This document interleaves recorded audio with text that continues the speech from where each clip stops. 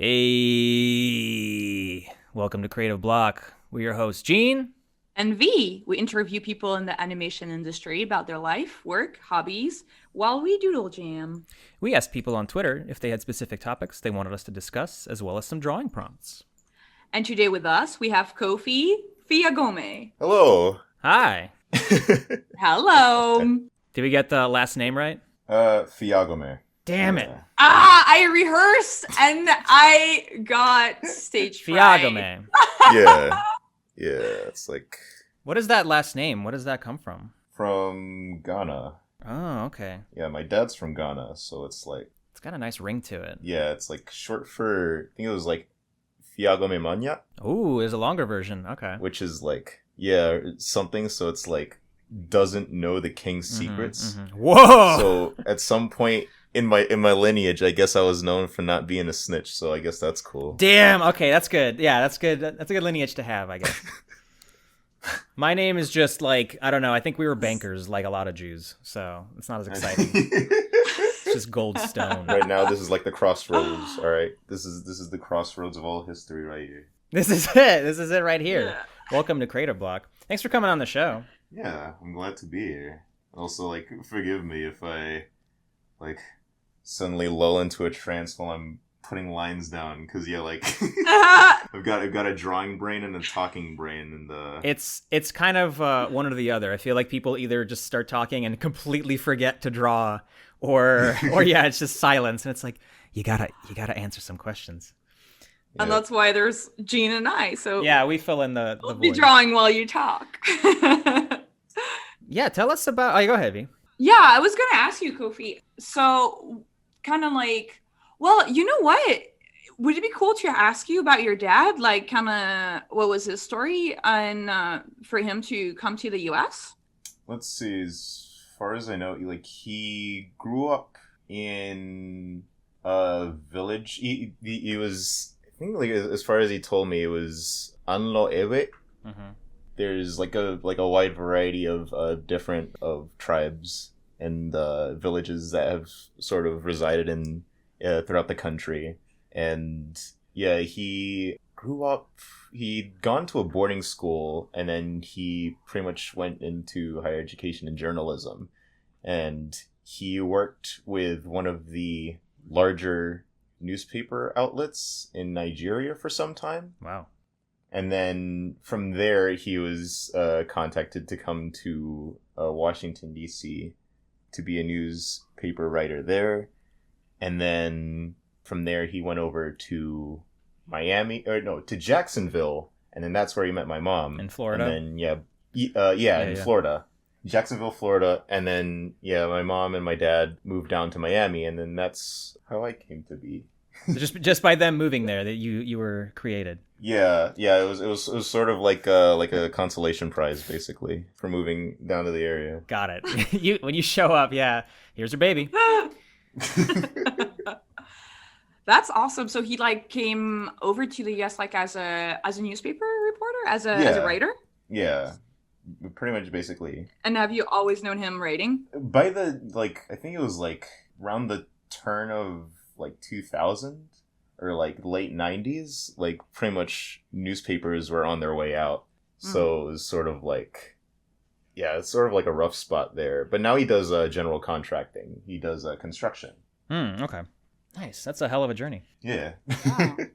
When did you kind of start drawing as a kid? As a kid, I mean, I think it was like a lot of like the earlier stuff that I remember drawing as a kid is sort of robots, or Nice. I think like the earliest thing I can remember drawing was like in first or second grade. Oh, that's cool. I was drawing like a moon base. I think it was like we read like Magic Treehouse or something in class, and it was like one of the books where they'd gone to the moon, and like basically I think it was like Jack and Annie are the two main characters. They gone to the moon, and then it's basically like, oh yeah, they go on a little adventure.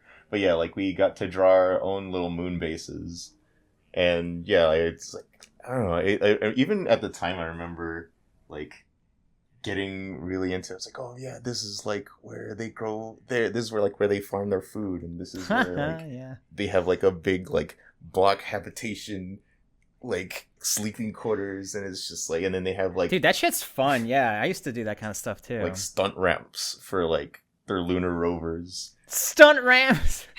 You gotta have the stunt ramps. Yeah, you gotta take advantage of that low gravity. But Yes.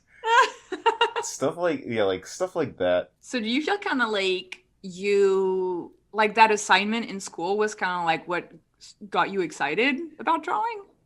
I mean, I guess like I've always been like sort of attached to drawing, mainly because it was just like the other thing that I'd like to do other than like squeeze Play-Doh when I was like really little. Hey, that's a good pastime. Yeah. I still do that. Yeah, like as far, oh man, yeah, between comics, like drawing little like line paper comics, and then I had like this flash drive full of like these, because like in first grade we were taught to use PowerPoint, like a few like Really? rudimentary like little things for like making presentations, and it was just sort of like, oh man, I remember like doing like making these little skits. I would take Sonic Advance sprites from PhotoBucket, Yes. and then I would use PowerPoint to like make these little puppet shows with like subtitles. Dude, okay.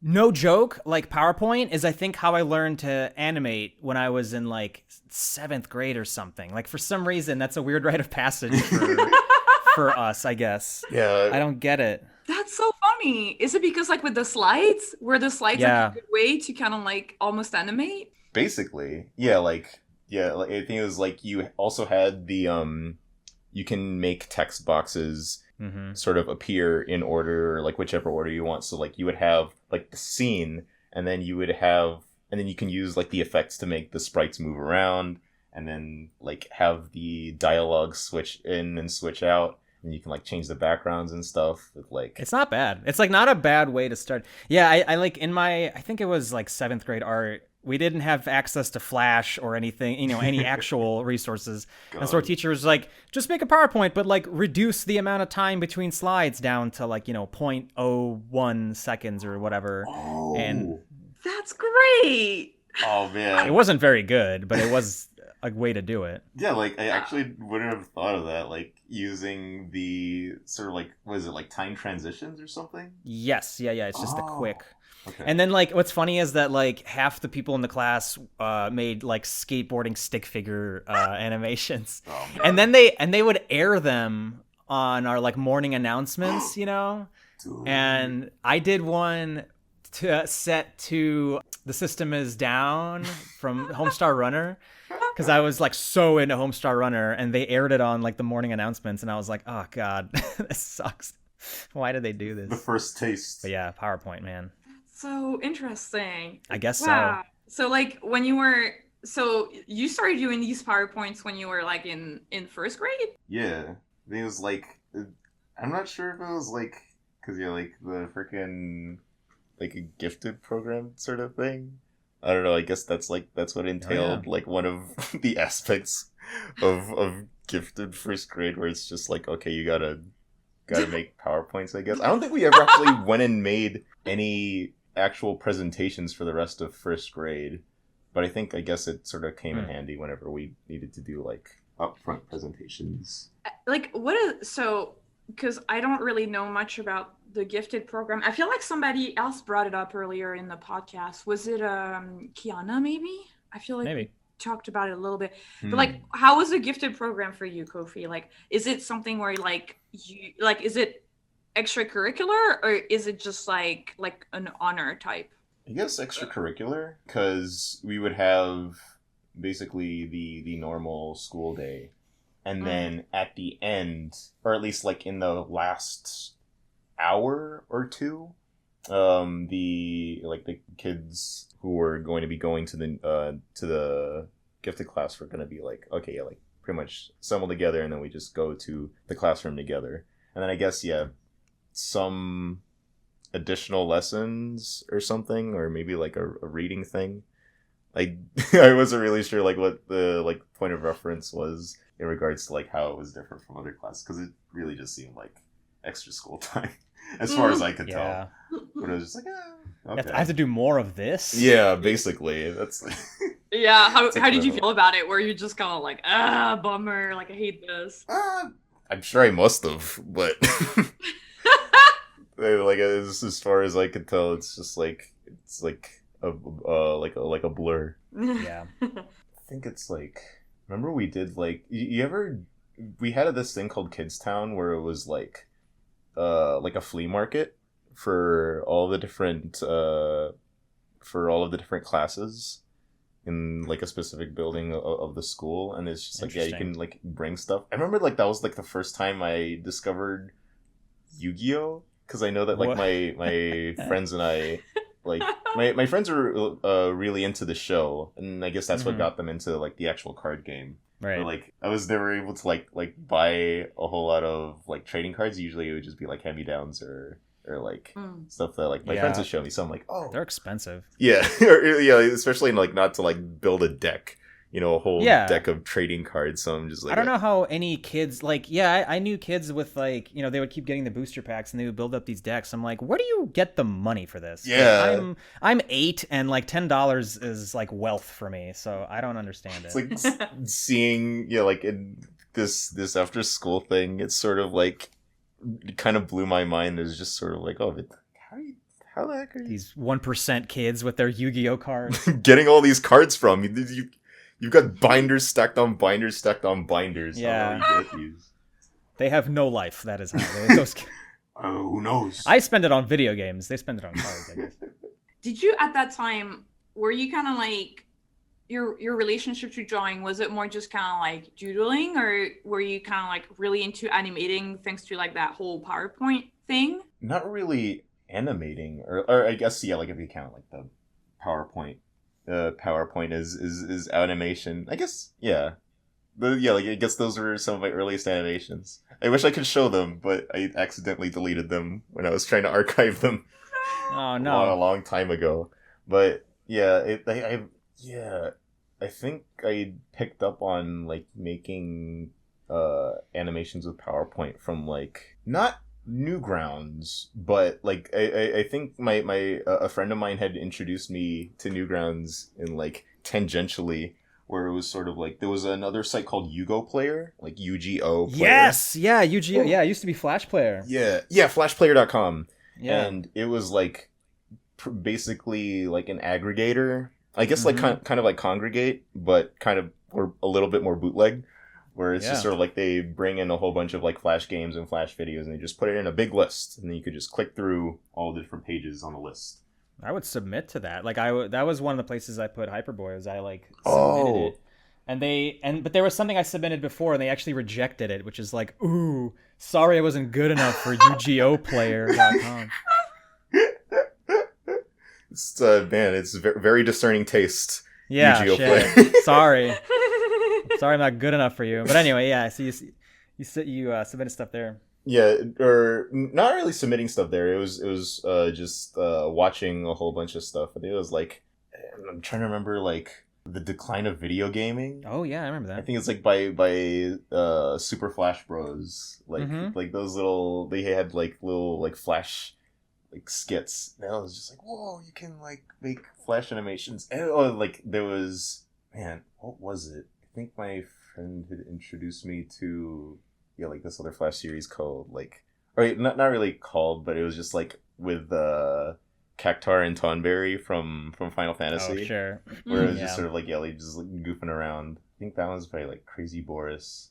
I think they're still around as well. Yeah, like that was like classics. Yeah, like it's pretty much my inspirations early on for like making like little stories. And yeah, like I would just like whenever we were doing like computer time in class, where it was just sort of like, oh yeah, it's like I made this PowerPoint, check out what I did. And yeah, like people would just like gather at the computer. It's like, oh my god, friggin' you put like a peanut butter jelly time edit of Tails doing the dance. Oh fuck yeah. Hell yeah. It was something. Yeah, like it was yeah. It like peanut butter Tails time. Yeah, as far as like drawing and animation, yeah, like I think drawing was just something I really like to do, like just in my spare time. I'm not really sure if it was like any sort of like obligation or anything, because I don't even think I could like come to know that as like a kid. But yeah, it's just for fun when you're a kid. Yeah. When did you really start animating? Do you remember? I think it was like after I started using Tumblr. Okay. Because yeah, like that's much later. Making like, so this is like 2013, Okay. like 2013, 2012. Because yeah, like that's what I was mainly just doing drawings. Like there were times like in like middle school and high school that I would be like, oh man, they've like, you just happen to see like Adobe Flash is installed on the computer. I'm just like, whoa, like every time like we would do an assignment on the computer, it was just sort of like, whoa, it's Adobe Flash, it's on this computer, I can all this unbridled power. It's this, just like this gift. Yeah, in this program. It's like, oh man, I can't wait to use it. But it's just like, yeah, like I wasn't really able to use it in class until later. So it's like, and like the time spent like on the computers was pretty limited. So I didn't really get to like do anything with Flash until like much later in school. But it was just sort of like, yeah, animation as far as like, yeah, like making little GIFs just like as a joke to like pass along to friends. Yeah, and then it wasn't until like later where it was, I guess it was like sort of like specifically a career choice, because yeah, like after high school, like I wasn't really sure like what to do. Did you take any classes for art, or did you go to school? Like when I say school, I don't mean like me, like you. It could also be like any kind of like classes, like night classes or whatever. Or did you just like, are you completely self-taught? For classes, as far as I can remember, the like any sort of classes that I've signed up for were like maybe like doing 2 or 3 sessions of like a live drawing course, and then like I couldn't attend them anymore because like it was too far away and I couldn't pay for the gas to like drive all the way across the highway to like go to the live drawing class. So yeah, like from like I think it was like, yeah, like 2016 or something. But yeah, like pretty much other than that, it's like a lot of it has been like through the internet, just sort of, yeah, like gathering information and like resources and stuff, and then just trying to like drill myself on what I wanted to make, and then yeah, like picking up stuff that I was getting on Tumblr or on YouTube, or sharing with friends on like Skype or Discord. Yeah, like yeah, a lot of that stuff really came in handy. So Kofi, after high school, how did you keep working on drawing, on your craft? Yeah, like what were the ways that you were still like, also what were your goals? Like were you drawing thinking that like, did you know you could potentially work into animation, or did you just like really enjoy drawing?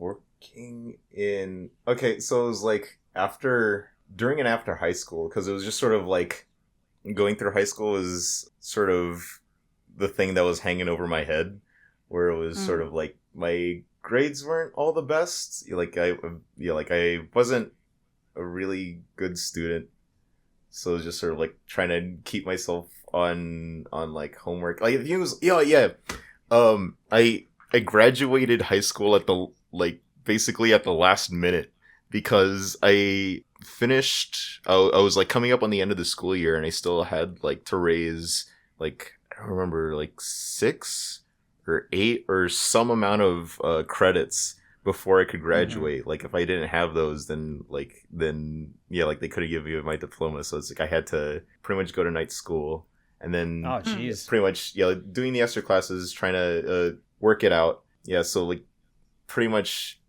coming out of high school, I think it was like 2.1, 2.3 GPA. So like prospects, at least as far as I could tell at the time, is like, yeah, like prospects for like going into a school were like not very great, as far and like growing up in like a Pinoy family, growing up in like with like a Filipino church community, and then also with like Filipino folks, where it was just sort of like everybody's all your friends are like either working as like they're studying to be like engineers or musicians or like lawyers or engineers, and then I guess like at the time I was just kind of like there, where I guess I like to draw, but yeah, like I wasn't really particularly great at much else, where it was just sort of like, yeah, like I like to spend my time drawing, and like whenever I would draw, it was just sort of like I would tune out everything else. So that was kind of like your you time. Yeah. And so, yeah, like whenever I was like, yeah, like I was really like into DeviantArt and like Tumblr at the time. So I was like trying to work on my art and seeing all of like the different kinds of, yeah, like I think going from DeviantArt into Tumblr was like sort of almost like a culture shock to me, where it was just sort of like I like I'm not really sure where to place it, but I just know that like when people would just like have their art blogs on Tumblr, there was just something that I could tell that like people were sort of looking through resources that people were sharing and like really applying it as I guess like as opposed to DeviantArt, where it was just sort of like, I don't really know. I think it was like, yeah, no, I get what you mean. Do you feel like Tumblr, like it was like the artistic community was like more impressive than DeviantArt? yeah, like in retrospect, I feel like, or at least as far as my experience, like DeviantArt was mainly like a roleplay hub. Oh wow, really? It's the place where you go to RP. So just that's sort of, you, man. I don't know. I guess that's a story for another time. But that's a difference. Yeah, I want to know more about that. Yeah. But it's sort of like, yeah, like okay, yeah, like I was really trying to sort of hone, not really hone, but it's just like I really wanted to draw. I just wanted to spend my time drawing, and like if there was anything I could do to like to sort of put like career stuff or like anything having to do with school on like the back burner and just like draw or whatever, like that was like fine enough for me. But yeah, like after high school it was just sort of like not really knowing what to do. So I'd say like the decision to like get into animation like came about as like specifically a career thing. Like, yeah, if you're like, I'm not really doing much else. Yeah, and I think it was like, I remember like at the time, like I was trying to sort of gather my thoughts on like what it meant to like continue drawing and like what it meant to sort of exist in like the larger world outside of like my home and school, like how to exist in art. And it was just sort of like, because especially at the time, like my mom and my dad were just like, oh, this art thing is cool, but like you know you gotta like stay in school, you gotta right, otherwise how are you gonna support yourself.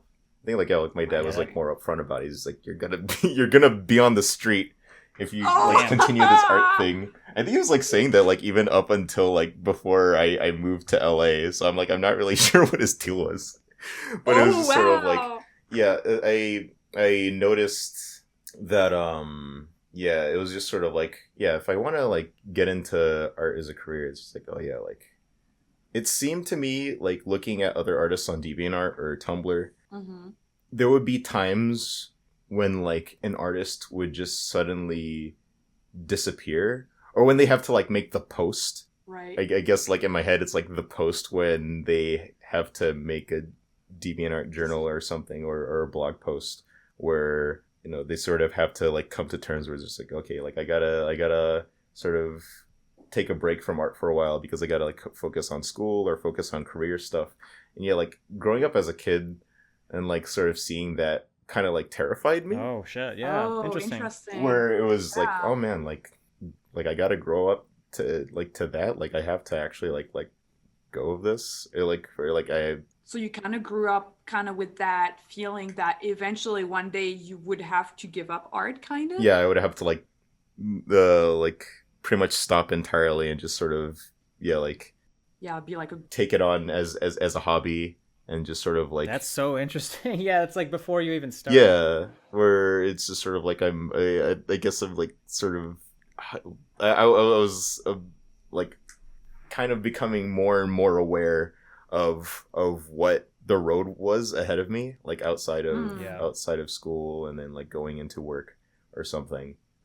And like so I was like thinking like, okay, so if I were to get into a career in animation, then I could draw every day, which is like the recommended thing, like if you want to become a better artist, then you gotta like draw every day. So like if I work in art as a job, then basically I would have the opportunity to draw every day. And like, yeah, like basically like I also noticed that like I think the communities I was in, you know, like pretty much everybody was sort of or like a lot of people that I known were sort of like hitting hard times, whether it was with family or also like coming into their own with their own career stuff, or it was like I happened to notice that like you know, like a lot of there were, I guess in short it's like I noticed a lot of people around me are like starting GoFundMe's, but I've never seen like someone who was working full time in the industry like start a GoFundMe.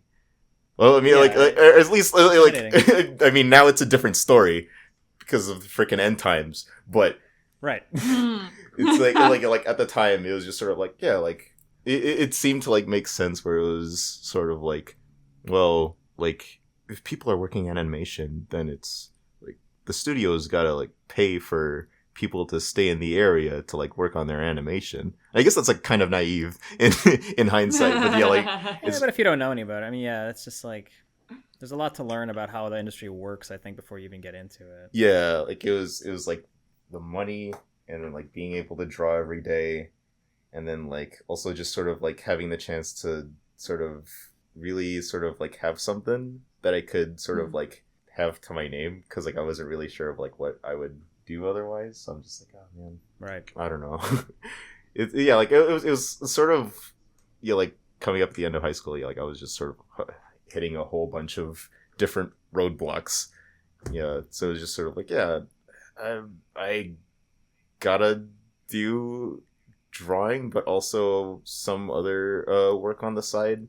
I think like I was kind of like testing my mom's patience for a time, because like I think like while I was studying at home, I was basically like doing a few courses, like doing like 1 or 2 courses at like the local college, and then like the rest of the time I'd be doing like my other work, and then also just sort of like drawing like hunched over at my desk, just sort of like just doodling basically. Like at my computer, ruining your back. Yeah. Wait, so those are like really long days. Right? Yeah, that sounds really exhausting. Like really intense. Like, when did you have the time to draw? Was it like at night?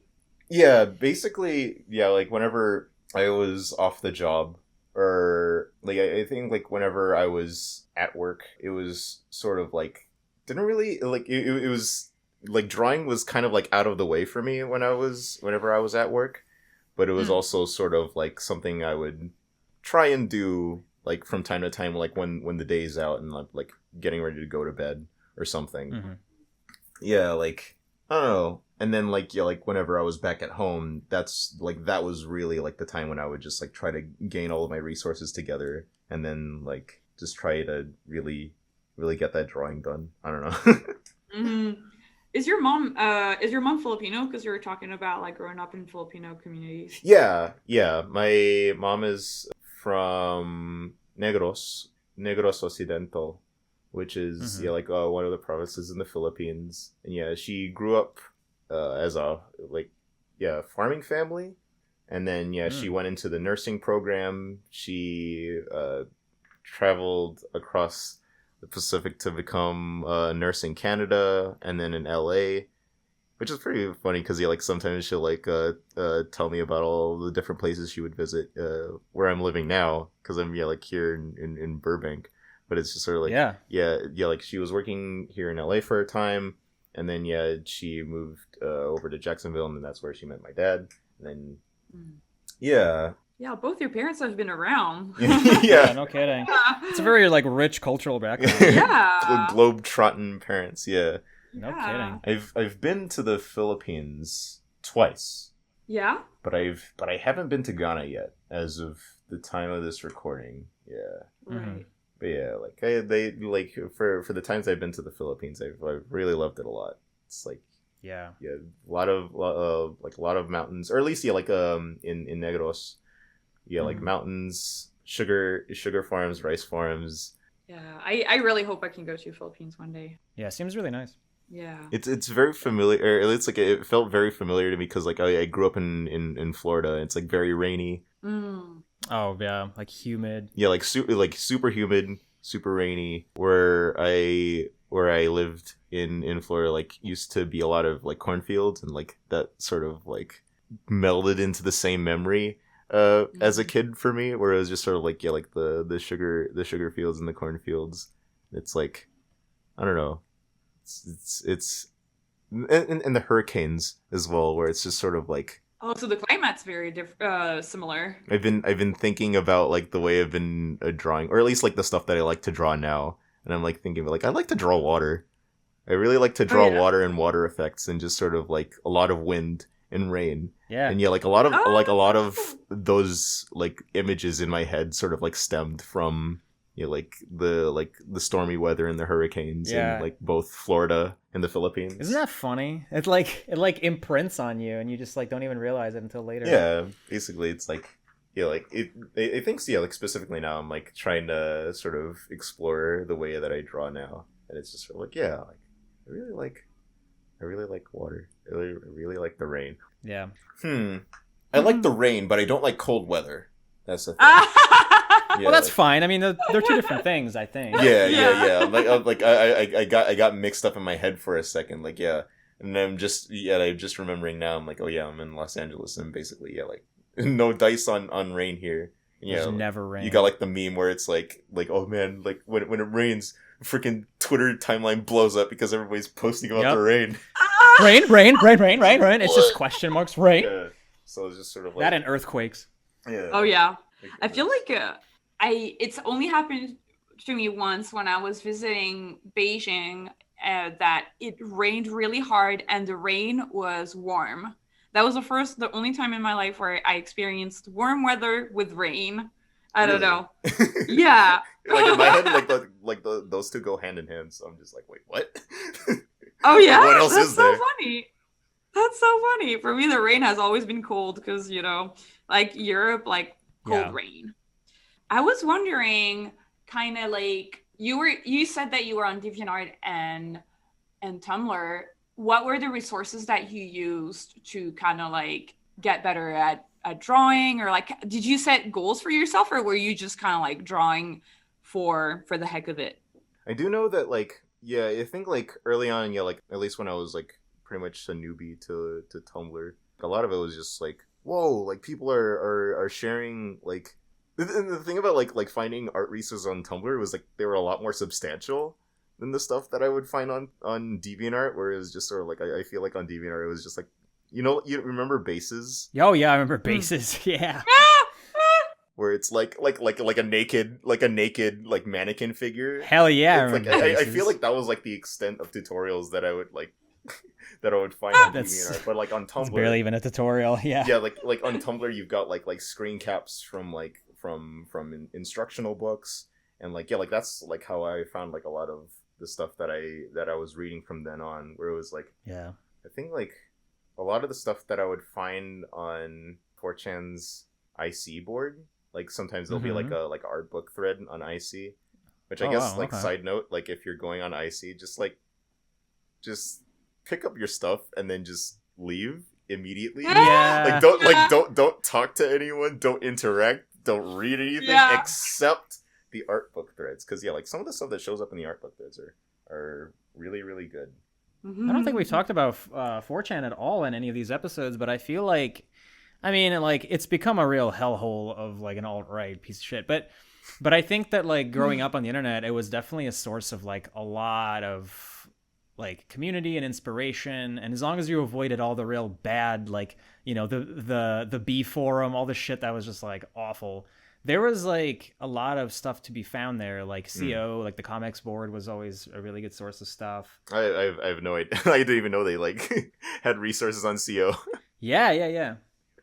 Oh, I mean, I don't know how much they would put, but even just like seeing the kind of stuff that's out there, there was all kinds of stuff. And it's it's like you said, as long as you knew what you were getting into, it's like there was definitely, you know, stuff to be found, even just like validation sometimes, because everyone's so brutally honest on there that if they liked what you did, you're like, nice. Like, all right, great.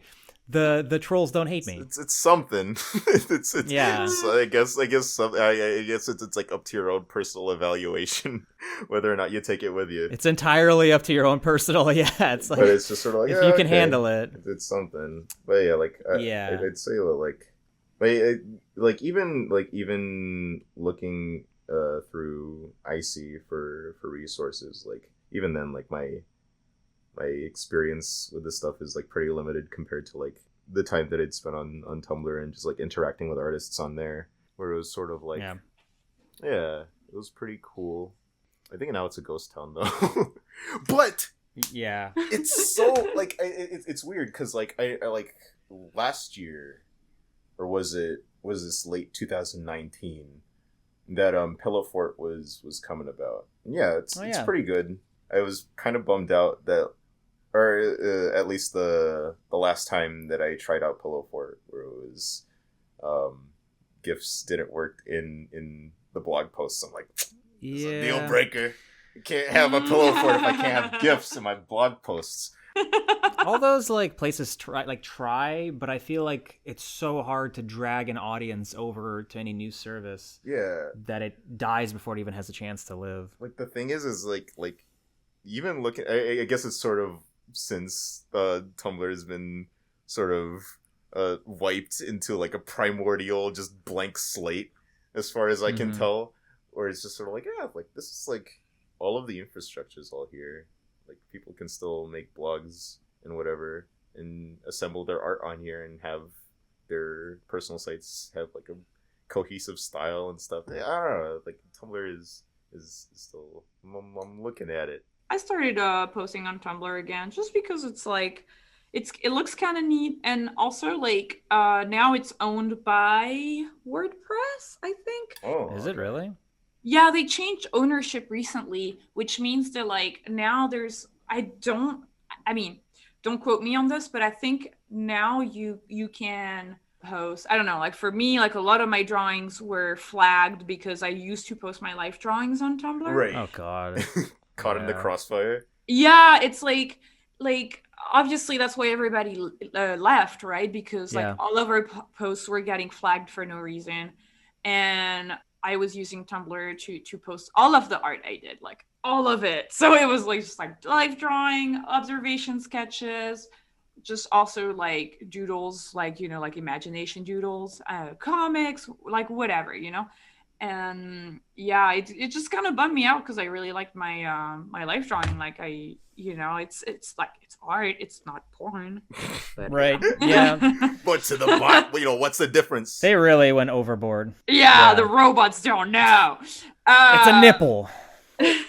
By the way, like, you know, to cap off on like resources and stuff, because yeah, like I was drawing a blank and I was like looking through the stuff that I had. Yeah, there's one by like Composing Pictures by Don Graham. That has like some like pretty neat like fundamental like approaches to coming at composition. I think that's like a pretty big thing, especially for like artists that are like learning to draw, is like learning how to sort of like compose drawings and like placing their forms like within a frame, because I feel like there's like it's like, or like I guess it's like kind of common where it's just sort of like, yeah, you have like sort of a very very specified, very sort of like in-depth approach to drawing, like the drawing is fully rendered but like it's sort of placed awkwardly in the frame. So yeah, like Composing Pictures by Don Graham, that's like, it's like a basically like a textbook. It's like a fat textbook, but yeah, like there's some neat stuff in there. I'm not sure if it's available online, but like that was pretty cool.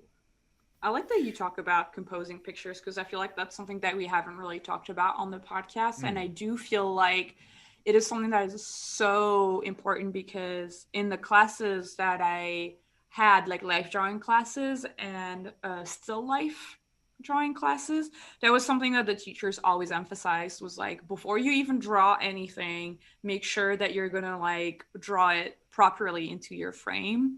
So I think that's like a really really good point to stress. Using like landmark sort of hash marks because I think I've seen like Yeah. a couple of friends of mine like when they're doing figure drawing studies, they'll like put sort of guide marks to sort of like sort of like this. It's like We have a whiteboard right here. yeah, like sort of like this. Yeah. And then you can sort of like place the figure.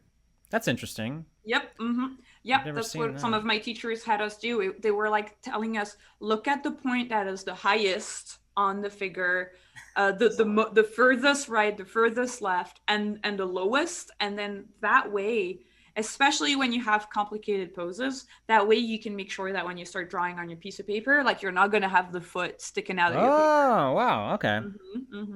Interesting. They didn't teach me shit in school. I didn't learn anything. This is like practical knowledge that would have been great to have 20 years ago.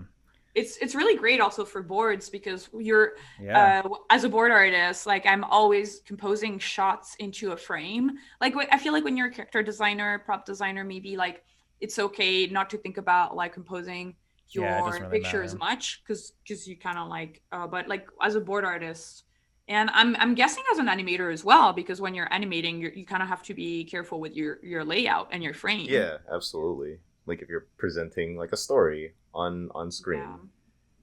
Yeah, like not just with like the way that the individual scenes are composed, but yeah, like how they fit together as they're like shown back to back. Yeah, that's like very important. But oh, there was another thing. Like I think like when I was thinking about IC, where it was just sort of like it reminded me of something I was thinking about recently, where it was just sort of like, I think like, you ever heard of like the term like symbol drawing, where it's just sort of like, I don't know, or I'm not sure if I'm like remembering or if I'm putting together the definition correctly, where it's sort of like symbol drawing is basically taking an abstract form as you remember it rather than as you see it, and then putting that down on like on a piece of paper as you draw. And then like that, how that can sort of get in the way of learning how to sort of present your ideas as images as an artist. Where it's interesting. Like, okay. I never heard it like put it that way, but this is so interesting, and I'm so glad that you're bringing it up because it's like there's, for example, the idea of a cat in your head is different from what a cat actually does look like. Yeah. And being able to dissociate those two ideas and being able to just like, okay, I'm just gonna look and draw what I see. Yeah. And like I was thinking that like I feel like symbol drawing sort of gets a bad rap, like as far as I could tell from like art discussions that I've read in the past, where it's sort of like symbol drawing is like the bane of an improving artist, where it's something like you should actively try to avoid. But I think like as you're sort of learning to construct, or you're learning the general rules of constructing forms and like constructing figures, I think like it's also worth it to sort of look into like style studies and like really investigating like what kinds of symbols that like really specialized artists like use to like construct their own drawings and stuff. Oh, 100%. Yeah, especially in animation where you do have to use shapes a lot. It's a lot of shorthand, I guess, if you're like trying to draw very fast, or if you're trying to like animate something at length very quickly. It's like you sort of have to rely on having like a tool belt of tricks, of general sort of mindset tricks to sort of go about building your drawings. Yeah. I mean, that takes a lot of confidence. Like that takes just practice and practice to like feel the proportion and feel the anatomy so that you can just dive in. Yeah, I feel like there's really no way around it. I mean, you said it yourself, Kofi. You were just like drawing as soon as you were like getting home and you had free time. You were just like drawing all the time, right? Yeah. Though I feel like, you know, there's mileage, but also like there's also just sort of, because I feel like it's sort of like learning language, but with like the way that you're putting lines on a paper, where it's sort of like you're not like you go to school to like learn all these different like grammatical principles, and like, okay, this is how like these specific words go together, and then like a sentence is sort of constructed this way. But I think like outside of the classroom, like that's where a lot of your learning about language takes place, or at least like the general gist of how all of those specific grammatical rules come together. It like comes about naturally from the way that you talk and listen to people, and like it's sort of like that in drawing, at least. Yeah. At least I think so, where it's sort of like you sort of pick up on very specific, or at least it's worth looking into, learning the specific ways that different artists can construct the general gist of the way they draw, rather than like sort of honing in on like, okay, this is how I gotta construct a hand. Yes. Yeah, I mean, if you get hung up on that stuff, it can just drag you down. There's definitely a limit to like worrying about I never really feel like I learned how to do proper anatomy, and I'm here now. You know, I don't know. Like, I never feel like it didn't really hold me back. I knew what I wanted to do. Like, I knew I wanted to get into comedy animation and like, you know, definitely more of a directorial role. And like, I know so many people in animation that I could tell they don't know shit about anatomy. And it's fine, you know? Like, when you're drawing cartoons, it helps to just know proportions and composition, but like, knowing how to draw a human body is not going to help you draw Yogi Bear. You know, it's just not going to it's not going to really affect you. For me, I do agree with what you're saying, Gene. I do agree that like you don't necessarily need a profound knowledge of anatomy. However, what I would say is that knowledge of anatomy will always help you. Like, if you do have it, it's a great thing to have. But you definitely like, no one should feel like they're not like worthy of working in animation because they don't have. It's That's just like all I'm saying. It's an additional. It definitely comes in handy. It's a tool, But There is one thing that, like, as far as trying to figure out how to study, or like ways of study. I was using flashcards like a few like starting, I think, like 2018. Like, my friend introduced me to there's like this specific way of learning Japanese. I think now it's called like the mass immersion method, but it was also called like AJAT, which is like all Japanese all the time. And like a specific, like a key tool in that was like using spaced repetition, which is basically like a form of like memorization where you you recall a piece of information just as you're about to forget it, like through like the scheduling of index cards, so that like when you remember it just as you're about to forget it, you actually strengthen the memory of that specific piece of information. It's like, for the program that I was using, like there's like computer programs for this. Like, the one that I was using is Anki, which is like available for free. The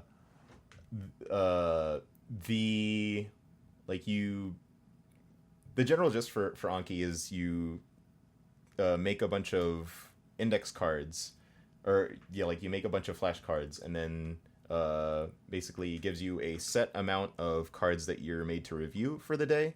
And then once you go through all of them, basically the cards that you recall correctly, the interval increases. So on the second review, you're made to review it on 1 day later, and then on the review after that, you're made to or you can set it to recall it 3 days later, and then the next one after that, 7, 9, 15 days later.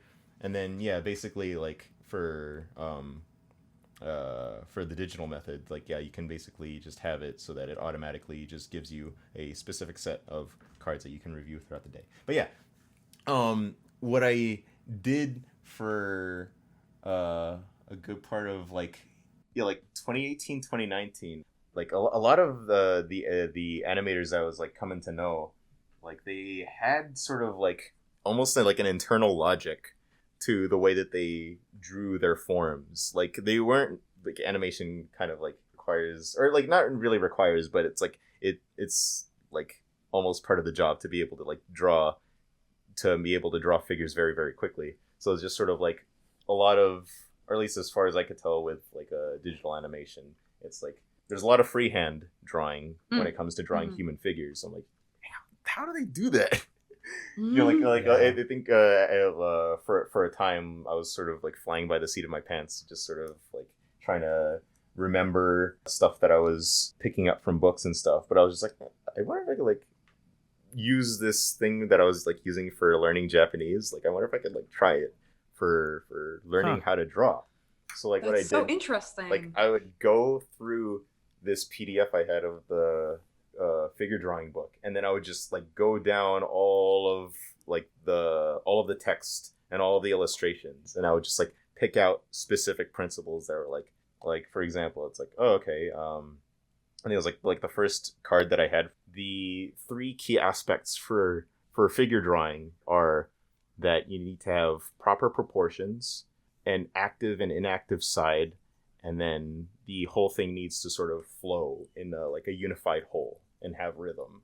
It's like, oh yeah, like rather than having to sort of like come back to reference that every time I wanted to draw a human figure, I would just like put that into the spaced repetition. I'll put that into Anki, and then like I would review that at increasing intervals, and like now I can just sort of like remember it off the top of my head. So that, like, okay, if I'm sort of lost, then I could just be like, oh man, that's such a technical approach to.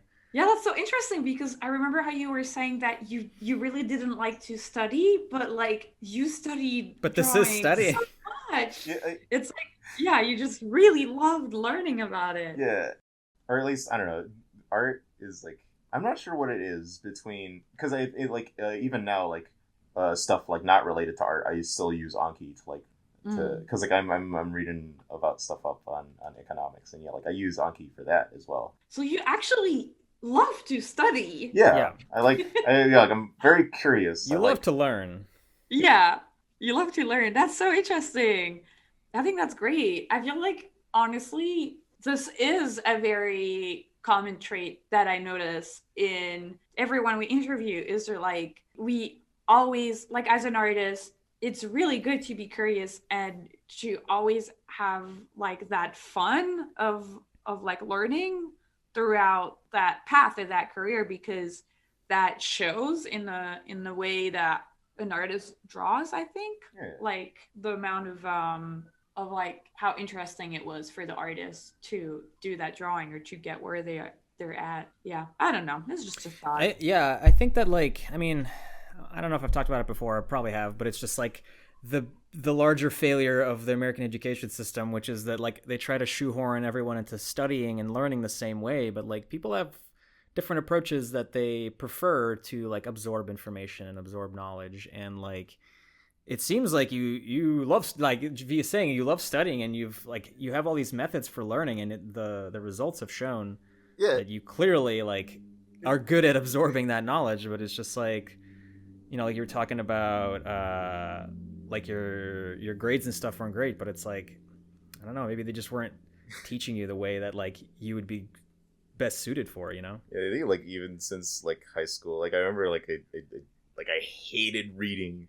Like I absolutely hate. Dude, like, I never read a book. I'd come to like despise reading because of like AR tests and like comprehension tests that you had to take in order to like you given a letter grade like for the amount of like points you got on AR tests, and like that made me just like, I loved reading. Like I used to read a lot as a kid. But then like from like 3rd grade all the way through like the end of senior year, like I almost avoided reading, and then dude, same. And like now it's just sort of like, like where else am I gonna get information, or at least it's hard. It's I don't know. I feel like this, like using spaced repetition, like it's definitely like one of the better ways to sort of lock information into your like longer term memory. Because like I want to like make a tutorial or something about it. I think you should, because I think that like this is an interesting approach that I haven't seen, and I think it's pretty valid. I think the idea of just getting down your shapes, and then you don't have to think about it when you're, I struggle with that sometimes too, just like knowing the spatial proportions of things. Like that is maybe where anatomy would have helped me, is just like understanding the proportions between things. I think it's interesting. I think that's so great. And it's so great to hear like all of like how you studied because you basically are self-taught, right? Yeah, I mean, as far as I can tell, like I'm not really good in classroom environments, so I just try to do what I can on my own, or Yeah. just like trying to find resources wherever I can. Because I guess like like self-taught, but it's just sort of like, well, I mean, I'm still gaining information and like knowledge and stuff from other people like, through Yeah. their books or through like advice. Yeah, when I say self-taught is like you didn't go to art school Okay. or like Yeah. yeah. We're all self-taught to a degree because I think school can only teach you so much. So it's like a lot of the real valuable knowledge is just like the shit you pick up along the way. That's true. The stuff that applies to you directly, you know. How did you find what was your first gig like and how did you find that first gig in animation? Was it a freelance gig? Okay, so I think it was I'd been posting like little bits of animation here and there because I wanted to attend an art school in 2015.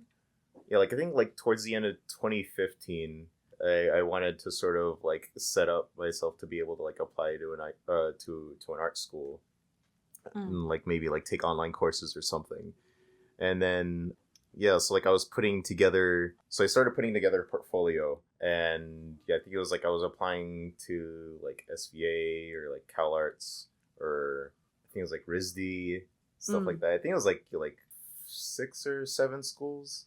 Yeah, so like I was putting like what animation I could together. I was like starting like an animation blog, which was like yeah, I think it was like Tin Tank 06 on Tumblr. And then like I was like just posting stuff on there, and then the application for art school fell through, at least for all of them, because I didn't have enough college credits at the time, or I think it was like yeah, either college credits or the portfolio wasn't accepted. So it was like all of the different like applications I put through, so that's not gonna work. So but by the time that I put all of my applications through, oh yeah, like I have like a nice little mound of work that I could try and build upon and like make that into my portfolio. And it was like yeah, so I was continuing to like build upon that, and then in mid 2016, yeah, I remember, yeah, like mid 2016, Jake Gans from Studio Yada, he contacted me through Twitter, and he was just like, oh hey, like I'd seen your animations, like yeah, like we'd like to have you on board for an upcoming project. I was like, oh yes, nice, because like I think I had like seen some of their stuff for like Starbomb, and yeah, like those animations were like pretty like cool. the early shit. Yeah, and like I remember like looking and at some of those animations, and like as I was learning to animate and like practice animation and like practice drawing, and I remember like I was like, oh yeah, like I'd probably like apply to Yada, and then I like on the Tumblr page was just like you got to be able to draw and model, and I was just like I don't know if I can do that just yet. And then like so like and then some months later, and then yeah, like Jake contacts me, and it was like what? And then yeah, like the project was for one of the or two of the shorts for OK K.O. Yeah, like for promoting like that's right. some of the earlier animations that they had for OK K.O. We basically worked together because I worked on the Rad short. You know, I did layouts with Max. Oh, I wasn't on Rad. It was the late. It was two of the later ones. It was Power Up and no, that's a good one. The commercial one. Yeah. But yeah, so yeah, like I got contacted for that. I was like, oh, but first I gotta get back to you in like a month and a half because I have to do some other work stuff. So I'll get back to you. So yeah, like I like left the country. I did some work stuff, came back. And then yeah, like did some of my first stuff for Yada, which is for K.O, which would eventually be like a show that I would work on full time, which is like incredible. That's awesome. That is so cool. How did they reach out to you to work on the show full time? Was it through Max, or who was it in the crew who was like, Kofi is a good fit? I think I remember like I was contacted through email, and I remember it because it was like on like 4th of July. Oh. Because I was just like, oh yeah, like I was just like hanging over at a friend's place for 4th of July, and we were just like bumming around, and yeah, like I was like taking a picture. It's like, oh yeah, like yeah, you can just like send it to me, because like yeah, like I don't remember what it was about, but yeah, like it's like, yeah, just send it to me by email. It's like, just send it to this email address, and so like, oh yeah, I'm opening up the inbox, and then I look and see it's like, oh hey, like so and so from Cartoon Network. Oh fuck yeah! Just smack dab in the middle of my inbox. I'm like, wait, what? Is this spam?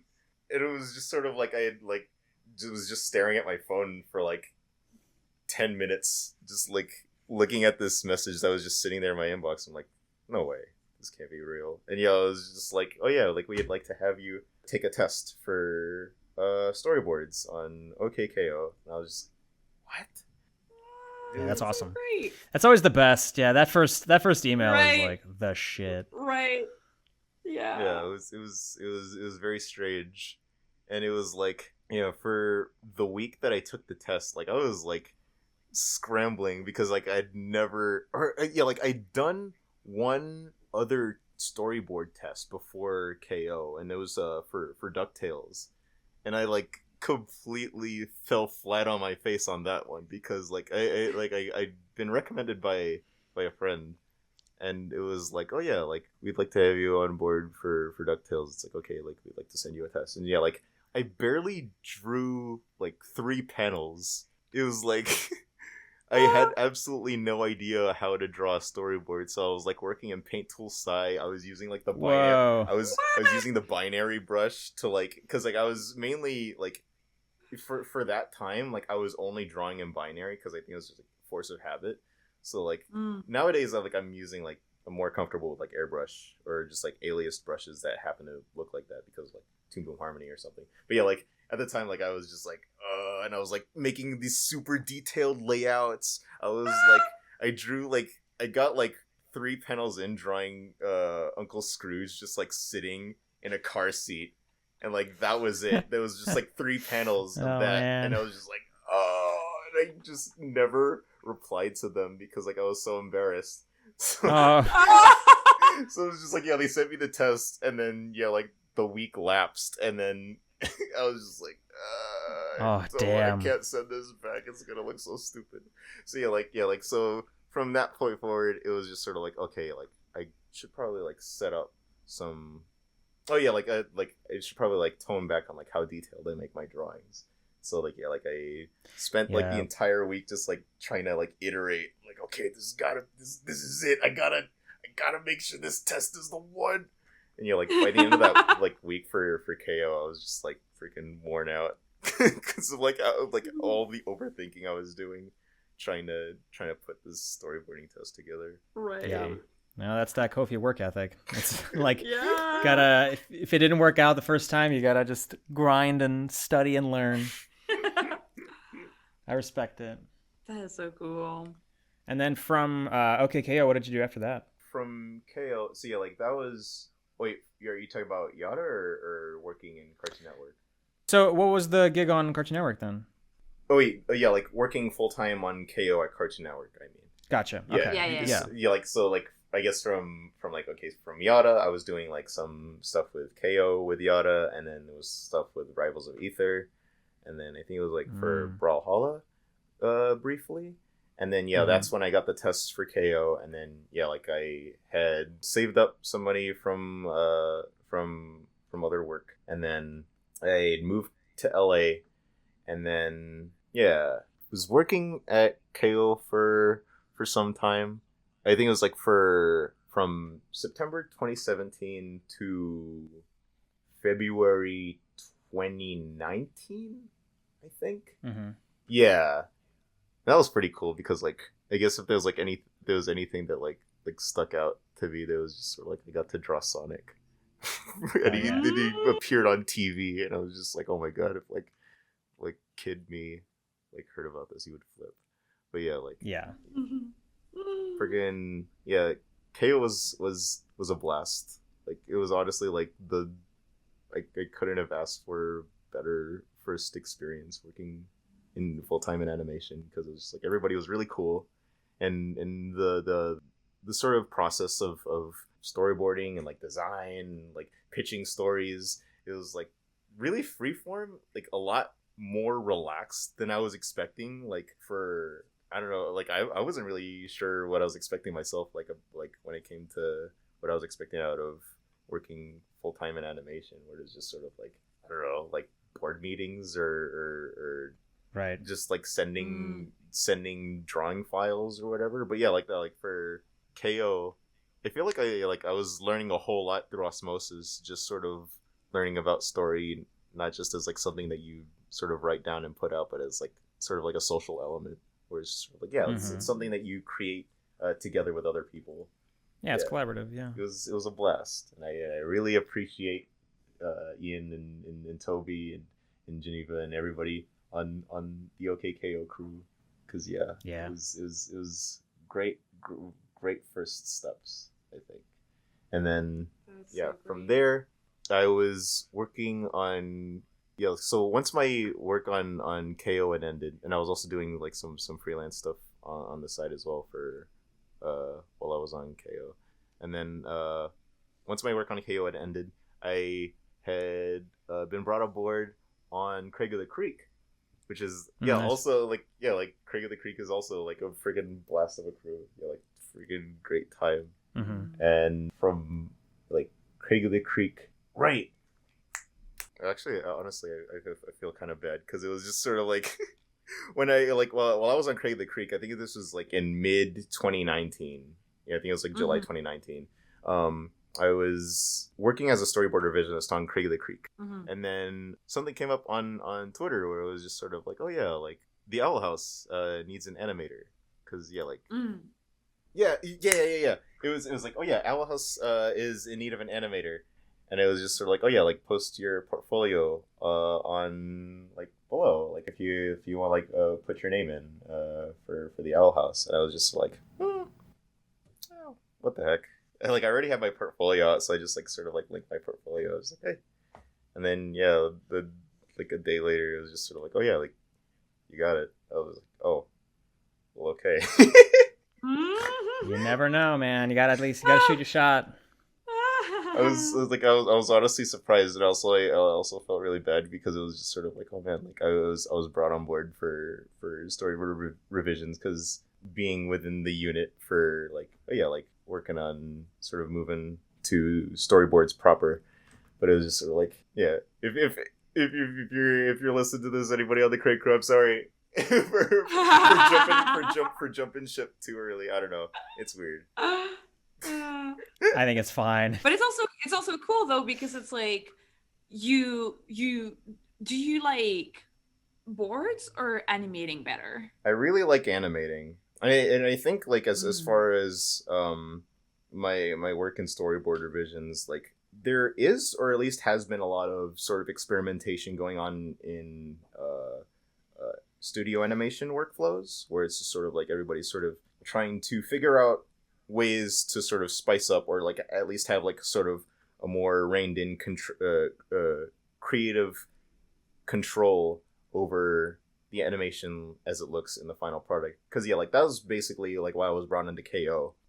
Basically for like me, Max Collins and Jeremy Polgar, like we were mainly like animation dudes. So it was just sort of like, right. And then we were working in storyboard revisions. So like our main role was to like spice up the storyboards with our own sort of take from like an animation perspective. And then like I think it was like sort of the same for Craig of the Creek as far as I could tell.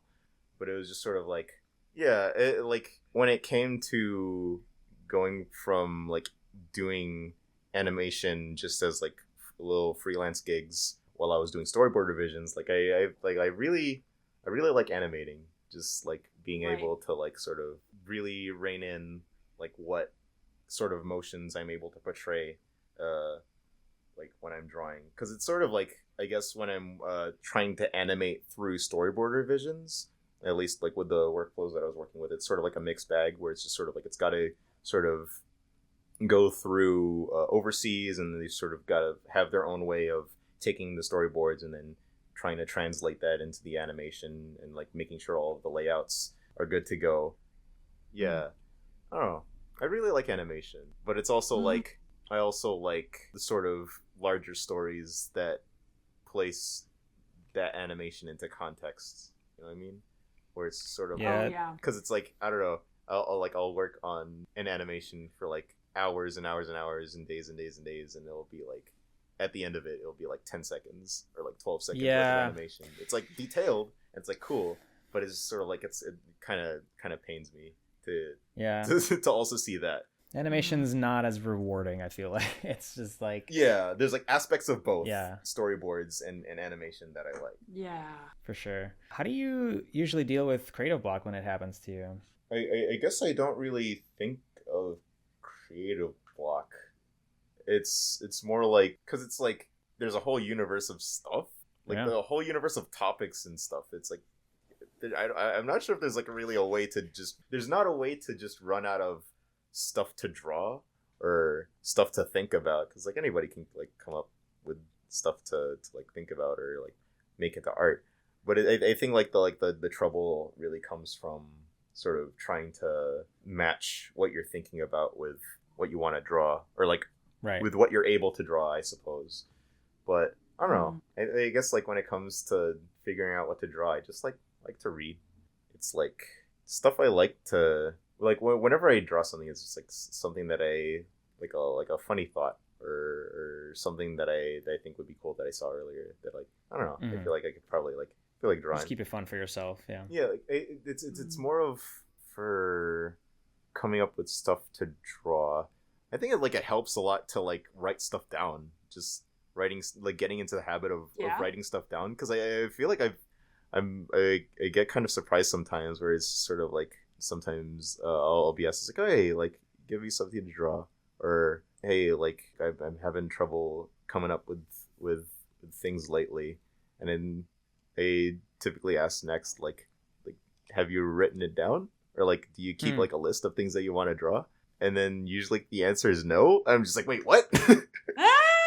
So do you have like a little sketchbook or like a notebook with you or like do you put it in your phone? Like when you have an idea, you're like, oh, that's cool, and you write it down? Yeah, in my phone. Because like basically like if I typically usually have my phone on hand, so I just like scribble it down on like the notes app. Like just like jot it down, and then like keep it for later. And it's just sort of like, I don't know. I guess it's like it sort of brings to mind that like, okay, like what if you write something down and then like you look back on it later, it's just like, I don't really have like the mojo to draw this thing like after like some time has passed. I think it's like also just sort of like examining like what you like to draw, you know, or or at least like what you think you need to draw as far as like learning the ropes, or something that you happen to be interested in at the time, you know, like investigating it visually, you know. I think that like writing stuff down, reading, finding out like all of the many different things in the world that there is to draw. I think that also goes hand in hand with just sort of exploring the limits of your comfort zone, where it's sort of like all of this stuff, what do you want to draw, what are you going to draw, you know, what are you able to draw. Or at least, you know, like what do you think that you have a handle on drawing? I love all these like ancient techniques that you have. I feel like I know. Every answer is like, well, if you just, you know, open your mind up to the universe. And it's like, damn, Kofi, I can't just do that, man. I'll just, you know, be open-minded.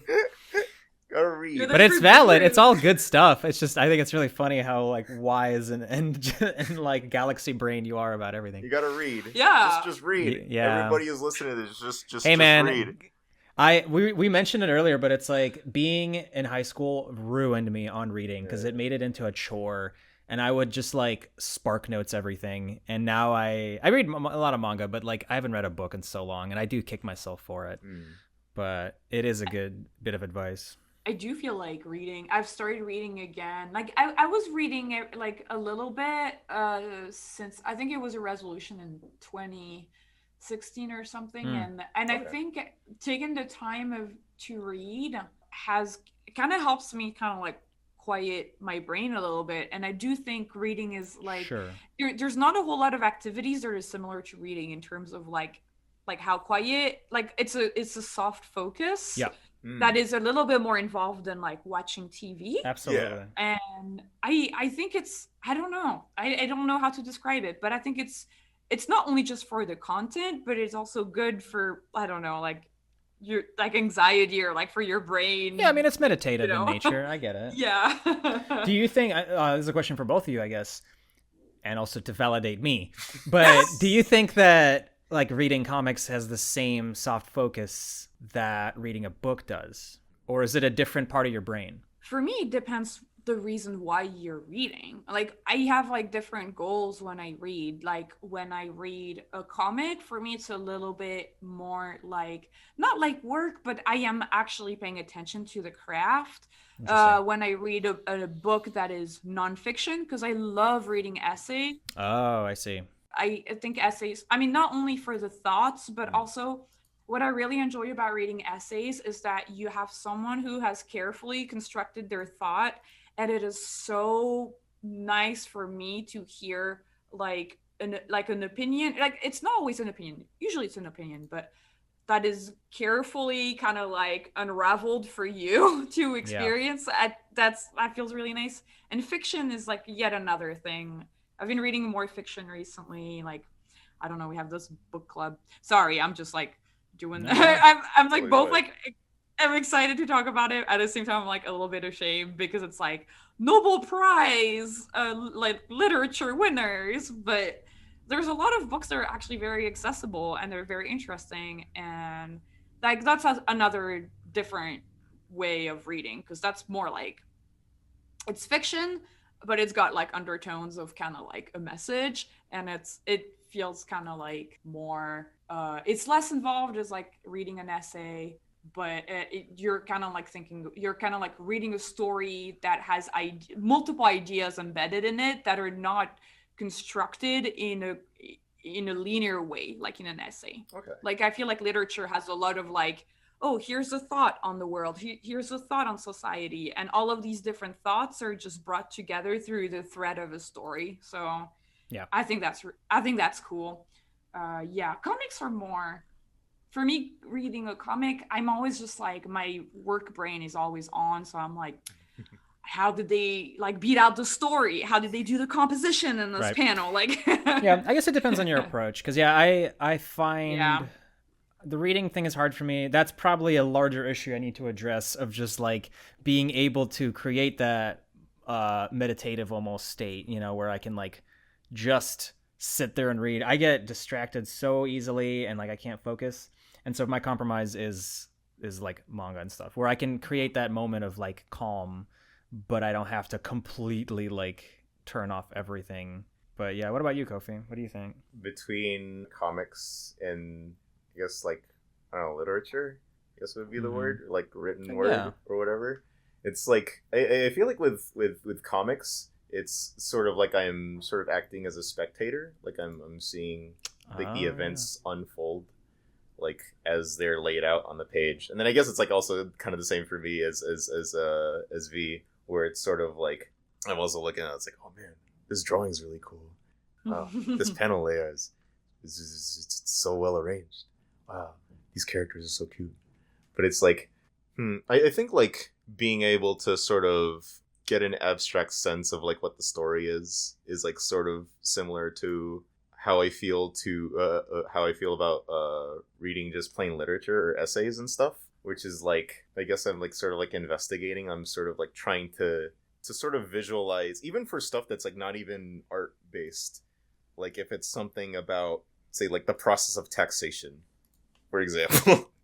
Like I'm trying to visualize all of the different avenues of like, okay, who talks to who, or like what institutions talk to others, you know, what kind of like how are resources distributed, such and such. And it's like, yeah, like I'm trying to like visualize that and trying to like construct like a mental map in my head as far as like how thoughts are put together as it's written on like on the page itself. I don't know. It's like I think Gene, you like you asked like if it was like similar, if comics and written stuff were similar. I'd say like they're like I'd say they're two different parts of the brain as far as like trying to not only like convey information as like the author, but also like trying to process and like receive information as the reader. Right. I think you're right, because I feel like that's so funny that you mentioned that, Kofi, because when you're talking about how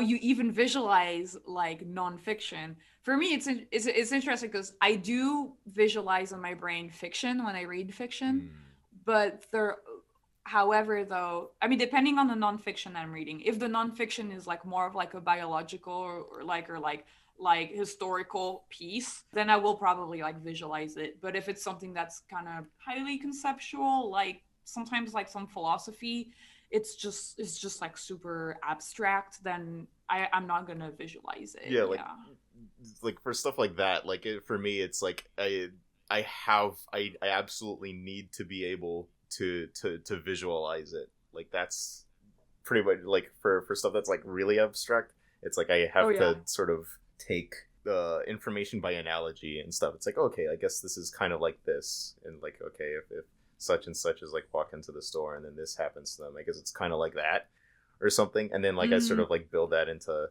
other ideas in my head. But I don't know, I think the way that information is presented visually in comics, and then I guess in a more abstract way with written word, you sort of have different concessions, like different tools to put out ideas. So like if you're drawing or writing a comic, you probably won't have the liberty to just deliver like diatribe after diatribe of like paragraphs and paragraphs of text on a book. Like if somebody like reads that on a comic page, they're probably gonna be like, what the hell?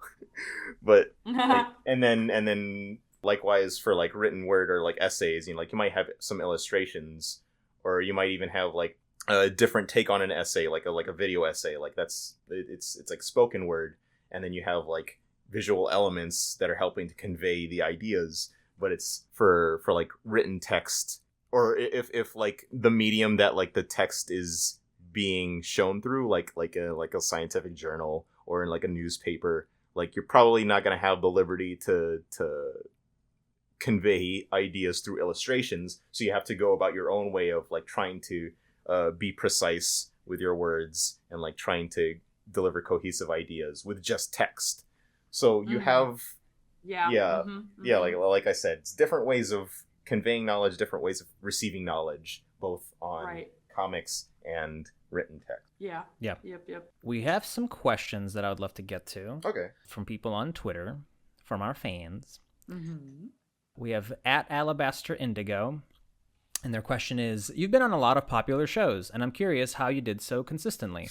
Also, what does freelancing and in-house entail? Can you freelance on the same show more than once? Does it come with its own benefits? That's a lot of questions, but one at a time. Yeah. Consistently. Let's start with that. Like with the precision. Like as if there's any control over it. I'm like sniping. I'm sniping the jobs as they pop out in the horizon. No, I don't know. I'm not trying to make fun of this person. No, for like finding jobs, it's like more of like a case by case basis, as far as I can tell. Yeah. For working on KO, it was just a matter of I think it was mentioned to me that like when I was brought on for KO, it was like I already had an idea of how to draw the characters because I had prior experience working with the characters in the KO shorts. So it was just sort of like, oh, okay, like, and this person also has like experience with animating, like action-y type animation stuff. It's like, like have them on board for storyboard revisions. And then for Craig of the Creek, it was sort of like, like I'd gotten to know the crew for Craig of the Creek for some time, and like amazing band of people. And I think it was I was pretty much finishing up work on KO at the time, and then I think the position for storyboard revisionist was also happening to open up for I forgot who it was. I think it was like a friend of mine had been promoted to Tiffany Ford. Tiffany Ford had been promoted to storyboard supervisor, and then I'm not sure who had filled the spot for storyboard artist, and then because they had moved to storyboard artists to the position of a storyboard artist from storyboard revisions, now the storyboard revision spot was opened up. So I was pretty much taking up that opening, like as I was leaving KO. And then for the Owl House, that was, as I said before, I was just like basically like, I will throw my hat in the ring. Like, what do I got to lose? And then it was just sort of like, I was told, it's like, oh yeah, like we've been looking at your work for a while. It's like, like we really wanted to have you on board, but we weren't sure if you were available. I was like, oh, what?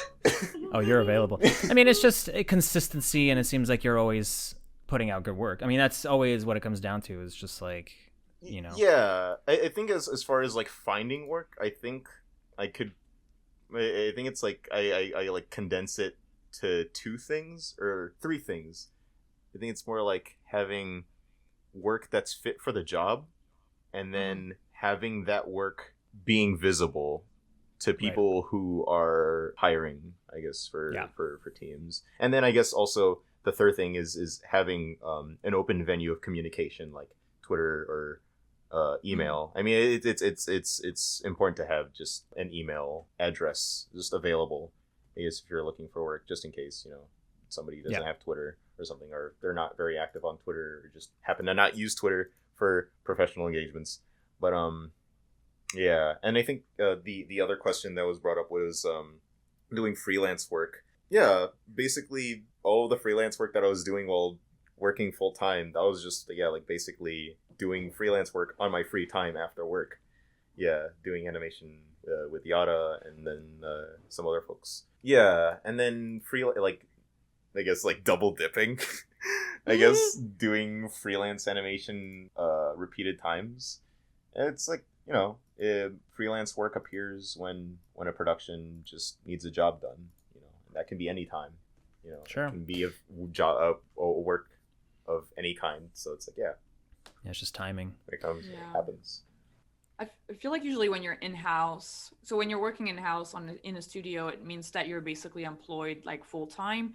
Obviously, like usually, I guess, like what is usually, it's like 40 hours? 40 hours a week is kind of like That's the base. Full-time. About 8 hours a day, 40 hours a week. So then all the time that you have, like on top of that, you can use for freelance if you wish. Usually you cannot freelance for the same production you're on, because that would be just overtime. Yeah. But you could freelance for another production. So like, for example, if you're working on, I don't know, SpongeBob full time, but you happen to have some free time, you can freelance for, I don't know, Ben 10. Yeah. Just like that does happen a lot. Yeah. The next question is from @DrozAttack or @DRoseAttack. What's the toughest thing you've ever had to animate for a job/gig? That's an interesting one. Ever. Ever. Ever. I think like I guess it's more recent because it's sort of coming onto the Owl House from storyboard revisions, like going into like an animation workflow full time, and then like having to sort of being directly connected to the like overseas animation that I was like previously up until then, like pretty much like working from a distance, like basically drawing in storyboard revisions, like basically making the drawings that would be made into, or at least be referenced for the keyframes for the final animation. But like now for the Owl House, like I was like pretty much doing full limited, I guess, like animation that would then be like iterated upon for the final cut. So like adapting to that workflow, and then also sort of trying to speed up even further, and sort of trying to learn about all of the different expectations that come with working in-house animation in this way. Like that was that was something. And I think that was like for, I guess, this for an episode yet to come out for the Owl House. But like I think like it was something I was working on as the COVID quarantine started, and then like having to sort of balance trying to supply my living space, and then also trying to readjust to having all of my workflow happening online, and then also trying to sort of manage my own schedule, whether I was waking up and then working and then like taking breaks to eat or sleep or whatever. Like, yeah, basically, Yeah, that's really hard. it was pretty tough. Yeah, I was really stressed out. I feel like that's probably like the thing that sticks out the most to me for something that was really difficult. Yeah. As far as like time management taking on work. can be hard. Yeah, time management. It's something that I'm still sort of putting myself together on. Time management and speed. Yeah, those are sort of my hurdles that I'm continuing to sort of try to take on. Time to make some new cards in your Anki deck. Yeah, that's right. Yeah. Gotta learn. Always studying. Yeah, absolutely. Is there anything else you wanted to mention or anything you want to plug? To plug?